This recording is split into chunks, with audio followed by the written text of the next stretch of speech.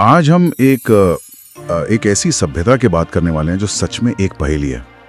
एक ऐसी दुनिया जो मिस्र के पिरामिडों और मेसोपोटामिया के ज़ुगराट्स के समय मौजूद थी, पर जिसके राजाओं, मंदिरों और लड़ाइयों के बारे में हम लगभग कुछ नहीं जानते। बिल्कुल। हम बात कर रहे हैं सिंधु घाटी सभ्यता की।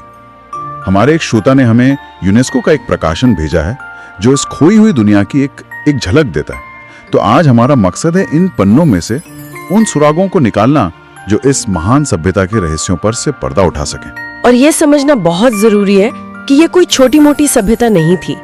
जब हम इसके प्रमुख शहरों की बात करते हैं, जैसे हड़प्पा और मोहनजोदाड़ो पाकिस्तान में और लोथल और कालीबंगन भारत में, हाँ, ये नाम तो सुने। तो ये तो बस एक शुरुआत है। इसका फैलाव इन दोनों प्राचीन सभ्यताओं के कुल क्षेत्रफल से भी कहीं ज्यादा था। अरे वाह! तो फिर चलिए इस पुरातात्विक जासूसी के सफर पर निकलते हैं और देखते हैं कि ये शहर और यहाँ के लोग हमें क्या कहानी सुनाते हैं। सबसे पहले तो इसके आकार की ही बात करते हैं। जब आप कहती हैं कि ये मिस्र और मेसोपोटामिया से भी बड़ी थी, तो ये सुनने में ही अविश्वसनीय लगता है। मतलब हम कहां से कहां तक की बात कर रहे हैं? आप सोचिए, उत्तर में अफगानिस्तान के बर्फीले पहाड़ों के पास शोरतुघई से लेकर अफगानिस्तान तक, हाँ, शोरतुघई से लेकर दक्षिण में महाराष्ट्र के दैमाबाद तक और पश्चिम में ईरान बॉर्डर के पास सुतकागिन डोर से लेकर पूर्व में लगभग दिल्ली के पास आलमगीरपुर तक। बाप रे! ये 10 लाख वर्ग किलोमीटर से भी ज्यादा का इलाका है। उस समय के हिसाब से ये एक साम्राज्य से कम नहीं था। और जाहिर है इतने बड़े इलाके का दुनिया के दूसरे हिस्सों पर भी असर पड़ा होगा। क्या वे बाकी दुनिया से मतलब कटे हुए थे? बिल्कुल नहीं। यही तो कहानी और दिलचस्प हो जाती है। हमें मेसोपोटामिया यानी आज के इराक के प्राचीन लेखों में 3 जगहों का जिक्र मिलता है जहाँ से शहाज आते थे। अच्छा। दिलमुन, माकन और मेलुहा। ज्यादातर इतिहासकार अब मानते हैं कि मेलुहा ही सिंधु क्षेत्र का असली नाम था। मेलुहा? हाँ, दिलमुन आज का बहरीन था और माकन वो ओमान या मकरान का तट, मतलब उनके बीच एक बहुत ही व्यस्त समुद्री व्यापार मार्ग था। ये तो कमाल है। मतलब वे सिर्फ बड़े ही नहीं थे बल्कि एक तरह की ग्लोबल इकोनॉमी का हिस्सा थे। बिल्कुल। मुझे स्रोत में एक और दिलचस्प बात मिली कि मेलुहा शब्द का संबंध बाद में संस्कृत के म्लेच्छ शब्द से हो सकता है। हाँ, ये एक थ्योरी है जिसका मतलब होता है विदेशी। क्या इसका कोई खास मतलब है? ये एक बहुत ही आकर्षक सिद्धांत है।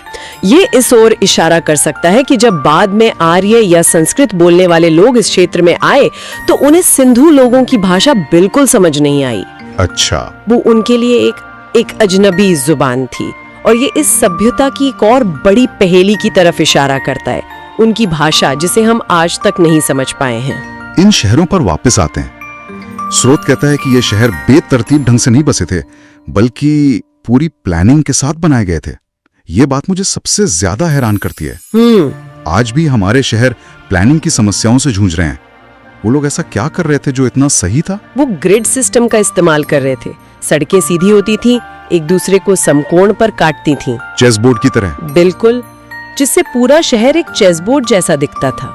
मुख्य सड़कें उत्तर दक्षिण दिशा में होती थीं, शायद इसलिए ताकि हवा के प्राकृतिक बहाव से गलियां अपने आप साफ होती रहें। वाह! लेकिन उनकी इंजीनियरिंग का असली कमाल सड़कों के नीचे था। आप उन नालियों की बात कर रही हैं? हाँ। मैं तो ये सोचकर हैरान हूँ कि जब दुनिया के ज्यादातर हिस्सों में लोग शायद झोपड़ियों में रह रहे थे, तब यहाँ एक पूरी सभ्यता मैनहोल के साथ अंडरग्राउंड ड्रेनेज सिस्टम बना रही थी।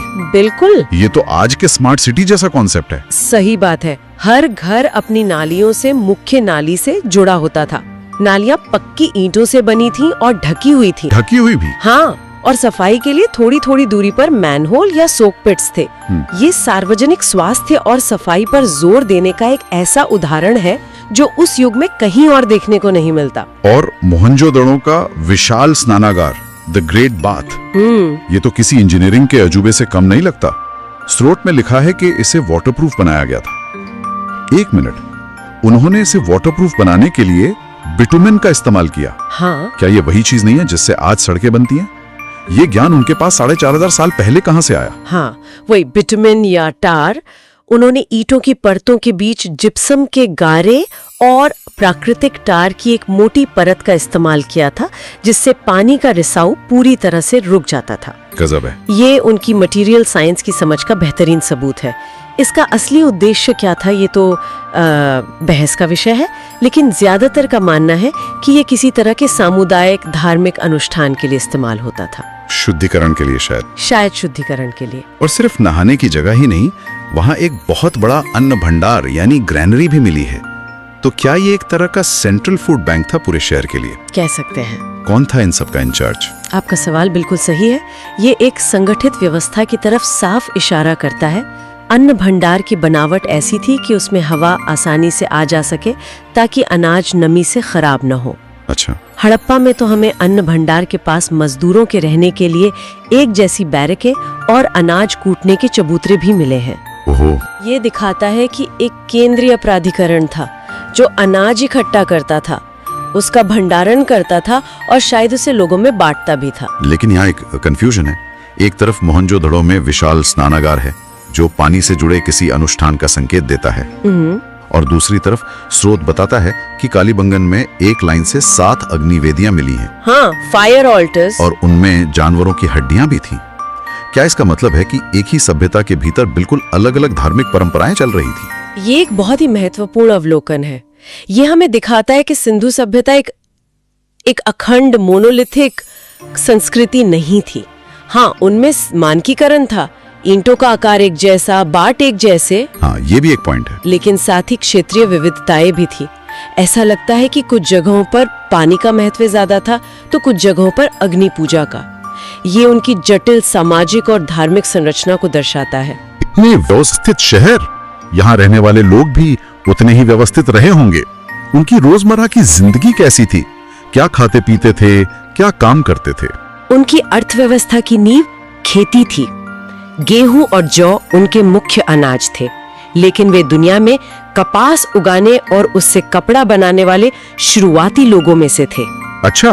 कपास शायद उनकी मुख्य व्यावसायिक फसल थी जिसका वे व्यापार करते थे। और सिर्फ खेती ही नहीं, वे कमाल के कारीगर भी थे। स्रोत में तांबा, सोना, चांदी, कीमती पत्थरों की एक लंबी लिस्ट है। हाँ, और सोचिए ये चीजें आती कहाँ से थीं? तांबा शायद राजस्थान की खानों से आता था, सोना कर्नाटक से। मतलब एक पूरा सप्लाई चेन था। बिल्कुल। और लाजवर्द यानी लैपिस लजीली जैसा कीमती नीला पत्थर तो सीधे अफगानिस्तान से आता था। ये सिर्फ कारीगरी नहीं बल्कि एक जटिल सप्लाई चेन और व्यापार नेटवर्क का सबूत है। हर मन का एक लंबी यात्रा की कहानी कहता है। लेकिन इन सब में जो बात मुझे सबसे ज्यादा हैरान करती है वो है मानकीकृत बाट और माप का इस्तेमाल। हाँ, वो वाकई हैरान करने वाला है।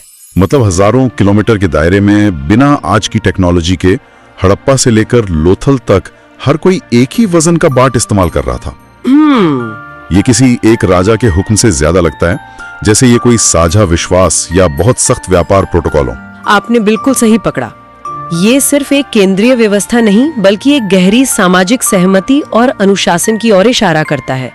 उनके बाट 1, 2, 4, 8, 16 के अनुपात में बढ़ते थे, एक बाइनरी सिस्टम की तरह। कमाल है। ये दिखाता है कि उनका समाज कितना व्यवस्थित और गणितीय रूप से उन्नत था। इस तरह की एकरूपता बिना किसी शक्तिशाली नियामक तंत्र के संभव नहीं है। तो एक तरफ इतना अनुशासन और संगठन, लेकिन दूसरी तरफ स्रोत ये भी कहता है कि मिस्र और मेसोपोटामिया की तरह यहाँ कोई बड़े बड़े मंदिर या महल नहीं मिले। ये कैसे हो सकता है? क्या वे धार्मिक नहीं थे? वे धार्मिक जरूर थे, लेकिन शायद उनकी पूजा का तरीका अलग था। हमें किसी राजा या पुजारी वर्ग के भव्य स्मारक नहीं मिलते। इसके बजाय हमें लगभग हर घर से पकी हुई मिट्टी की नग्न नारी मूर्तियां मिली हैं। इन्हें आमतौर पर मातृ देवी कहा जाता है और ये प्रजनन या उर्वरता की पूजा का प्रतीक हो सकती हैं। अच्छा। ऐसा लगता है कि उनकी पूजा ज्यादा व्यक्तिगत और घरेलू स्तर पर होती थी, न कि सार्वजनिक मंदिरों में। और वो मोहरे, उन पर बने चित्र तो एक अलग ही दुनिया दिखाते हैं। पीपल के पेड़ की पूजा, एक सींग वाला जानवर, और जाहिर है वो प्रसिद्ध पशुपति मोहर। हाँ, वो मोहर बहुत महत्वपूर्ण है। उस पर एक व्यक्ति योग की मुद्रा में बैठा है, उसके 3 चेहरे हैं और सिर पर सींगों वाला मुकुट है। हाँ, मैंने देखी है वो। और उसके चारों ओर हाथी, बाघ, गैंडा और भैंसा जैसे जानवर हैं। कई विद्वान इसे भगवान शिव के आदि रूप पशुपति यानी जानवरों के स्वामी के रूप में देखते हैं। तो क्या हम ये कह रहे हैं कि ये सच में भगवान शिव का सबसे पहला चित्रण हो सकता है? देखिए, ये कहना मुश्किल है क्योंकि हम उनकी भाषा नहीं पढ़ सकते। ये एक बहुत प्रचलित और आकर्षक व्याख्या है, लेकिन ये एक व्याख्या ही है। समझ गया। ये निश्चित रूप से दिखाता है कि बाद के भारतीय धर्मों में जो प्रतीक और विचार मिलते हैं, उनकी जड़ें बहुत गहरी, शायद सिंधु घाटी तक जाती हैं। कला की बात करें तो मुझे मोहनजोदाड़ो से मिली वो कांसे की नृत्य करती लड़की की मूर्ति हमेशा आकर्षित करती है। The dancing girl? हाँ। वो सिर्फ 10-11 सेंटीमीटर की है, लेकिन उसमें जो आत्मविश्वास और जीवन है वो कमाल का है ना? उसका एक हाथ कमर पर है, दूसरा घुटने पर, चेहरे पर एक मुझे कोई परवाह नहीं वाला भाव है। उसे देखकर लगता है कि वो किसी संगीत पर अभी अभी थिरक कर रुकी है। वो मूर्ति उनकी धातु कला का शिखर है, जिसे लॉस्ट वैक्स तकनीक से बनाया गया था, जो आज भी इस्तेमाल होती है। लेकिन हमें उनकी आम लोगों की कला को भी नहीं भूलना चाहिए। जैसे कि ये दिखाता है कि कला और रचनात्मकता उनके जीवन का एक अहम हिस्सा थी, सिर्फ महलों या मंदिरों तक सीमित नहीं। और अब आते हैं उस विषय पर जो इस सभ्यता का सबसे बड़ा, सबसे निराशाजनक रहस्य है, उनकी लिपि। उन्होंने लिखना सीख लिया था, लेकिन हम पढ़ नहीं सकते कि उन्होंने क्या लिखा। ऐसा क्यों है? कल्पना कीजिए, आपको एक पेन ड्राइव मिली है जिसमें बहुत जरूरी जानकारी है, लेकिन उसे खोलने के लिए आपके पास ना तो कंप्यूटर है, ना ऑपरेटिंग सिस्टम, और आपको ये भी नहीं पता कि वो किस भाषा में है। वाह, ये तो बहुत अच्छी एनालॉजी है। सिंधु लिपि को समझना कुछ ऐसी ही चुनौती है। तो हमारी समस्याएं क्या क्या हैं? 3 मुख्य समस्याएं हैं। पहली, ये एक अज्ञात लिपि में लिखी गई एक अज्ञात भाषा है। हम नहीं जानते कि ये द्रविड़ भाषा थी, संस्कृत जैसी थी या कुछ और ही थी। दूसरी, हमें कोई रोजेटा स्टोन जैसी चीज नहीं मिली है। रोजेटा स्टोन पर एक ही लेख 3 भाषाओं में लिखा था, जिसकी मदद से मिस्र की लिपि को समझा गया। हमें सिंधु लिपि के साथ ऐसा कोई द्विभाषी लेख नहीं मिला। और तीसरी, जो भी लिखावट मिली है वो बहुत छोटी है। ज्यादातर मोहरों पर बस 4-5 निशान हैं। कोई लंबी कहानी, कानून या राजा का आदेश नहीं मिला है। अच्छा। इतने कम डेटा से किसी भाषा का पैटर्न समझना लगभग असंभव है। तो आखिर इस महान सभ्यता का अंत कैसे हुआ? क्या हुआ इन शानदार शहरों का? एक दिन सब कुछ ठीक था और अगले दिन सब खत्म? नहीं, ये अचानक नहीं हुआ। स्रोत के अनुसार लगभग 1900 ईसा पूर्व के आसपास पतन शुरू हुआ। ये धीरे धीरे हुआ और अलग अलग जगहों पर शायद अलग अलग कारणों से। अच्छा। मोहनजोदाड़ो जैसे शहरों के बाद के स्तरों में हमें दिखता है कि नगर नियोजन के नियमों का पालन नहीं हो रहा है, सड़कें संकरी हो रही हैं, बड़े घरों को छोटे छोटे कमरों में बांटा जा रहा है। मतलब एक गिरावट दिखती है। हाँ, गुणवत्ता में एक स्पष्ट गिरावट दिखती है। तो इसके पीछे क्या सिद्धांत है? क्या किसी ने उन पे हमला किया? आक्रमण का सिद्धांत, जो पहले बहुत लोकप्रिय था, अब ज्यादातर विशेषज्ञों से नहीं मानते। उसकी कोई ठोस पुरातात्विक सबूत नहीं मिले हैं। तो फिर ज्यादा संभावना पर्यावरणीय और आर्थिक कारणों की लगती है। एक बड़ा कारण मेसोपोटामिया के साथ व्यापार का कम होना हो सकता है, जिसने उनकी शहरी अर्थव्यवस्था की कमर तोड़ दी। और पर्यावरण, स्रोत में बाढ़ और नदियों के सूखने का भी जिक्र है। हाँ, ये एक बहुत बड़ा कारक माना जाता है। सिंधु और उसकी सहायक नदियां लगातार अपना रास्ता बदलती थीं और उनमें विनाशकारी बाढ़ आती थी, जिससे शहर और खेत बर्बाद हो जाते थे। वहीं दूसरी ओर घग्गर हाकरा नदी, जिसे कई लोग प्राचीन सरस्वती नदी मानते हैं, वो सूखने लगी। इस नदी के किनारे सैकड़ों बस्तियां थीं। जब नदी ही नहीं रही तो सभ्यता का एक बड़ा हिस्सा खत्म हो गया। तो ये जलवायु परिवर्तन था? ये जलवायु परिवर्तन था या इंसानों द्वारा संसाधनों का अत्यधिक उपयोग, ये आज भी बहस का विषय है। शायद दोनों का मिला जुला असर था। तो आज की इस चर्चा के बाद सिंधु घाटी सभ्यता की एक बिल्कुल नई तस्वीर उभरती है। ये सिर्फ ईंटों और मिट्टी के ढेर नहीं है। बिल्कुल नहीं। ये एक विशाल, जटिल शहरी सभ्यता थी, जो सफाई, व्यापार और योजना में अपने समय से सदियों आगे थी। बिल्कुल। और ये याद रखना जरूरी है कि शहर भले ही उजड़ गए, लेकिन सभ्यता की विरासत पूरी तरह खत्म नहीं हुई। लोग ग्रामीण बस्तियों में रहते रहे और उनकी कई परंपराएं, शिल्प और शायद कुछ मान्यताएं वो बाद की भारतीय संस्कृतियों में घुल मिल गईं। मतलब आज भी जिंदा है। आज भी किसी न किसी रूप में जिंदा है। और ये हमें उस एक आखिरी सवाल पर छोड़ जाता है जो मुझे हमेशा परेशान करता है।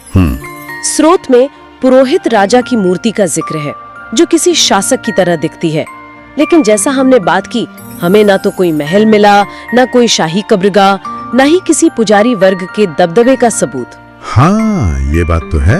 तो फिर वो कौन सी ताकत थी, वो कौन सी राजनीतिक या सामाजिक व्यवस्था थी जिसने सदियों तक, हजारों किलोमीटर के दायरे में ऐसी अविश्वसनीय एकरूपता और अनुशासन बनाए रखा?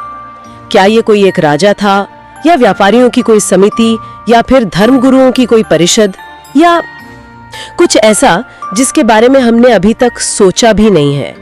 ये सवाल आज भी इस महान सभ्यता का सबसे बड़ा अनसुलझा रहस्य